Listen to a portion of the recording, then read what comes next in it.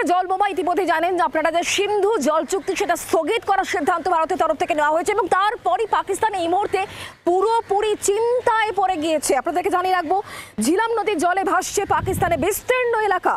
ঝিলাম নদীর জল আটকে আচমকাই জল ছড়ায় প্লাবন দেখা দিয়েছে। পাকিস্তানের যে পাঞ্জাব প্রভিন্স সেখানকার বিস্তীর্ণ এলাকায় বন্যার আশঙ্কা করা হচ্ছে। স্বাভাবিকভাবেই জলস্তর থেকে 7 থেকে 8 ফুট পর্যন্ত উঁচুতে বইছে ঝিলামের জল। সামগ্রিক পরিস্থিতি নিয়ে আমাদেরকে আরো জানাবেন সব্যসাচী চক্রবর্তী এই মুহূর্তে আমাদের সঙ্গে রয়েছেন প্রতিনিধি টেলিফোন লাইনে। সব্যসাচী, কি আপডেট রয়েছে বিষয়? দেখো, এটাকে বলা হতে পারে ইন্ডিয়ার প্রথম ওয়াটার বম। কিভাবে আমরা এই বোমাটা ফেললাম, জল বোমা ফেললাম।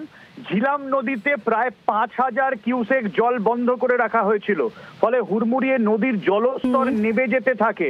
তাই নিয়ে উদ্বেগ যখন চরমে, তখন আচমকা বাঁধ খুলে দেওয়া হয় এবং হুড়মুড়িয়ে সেই জল ঝিলাম নদীতে যাবে এবং স্বাভাবিক অবস্থা থেকে প্রায় 7 থেকে 8 ফুট উঁচুতে জল চলে যায়। ফলে বিস্তীর্ণ এলাকায় একটা বন্যার সৃষ্টি হয়, যেটা ম্যানমেড বন্যা হিসেবে ধরা হচ্ছে এবং খুব স্বাভাবিকভাবেই এটা ইনিশিয়ালি প্রথম ভারতের তরফে ওয়াটার বম হিসেবে বলা যেতে চায়। মাথায় রাখতে হবে, চেনাব নদীতেও প্রায় 7000 কিউসেক জল বন্ধ করে রেখেছি আমরা।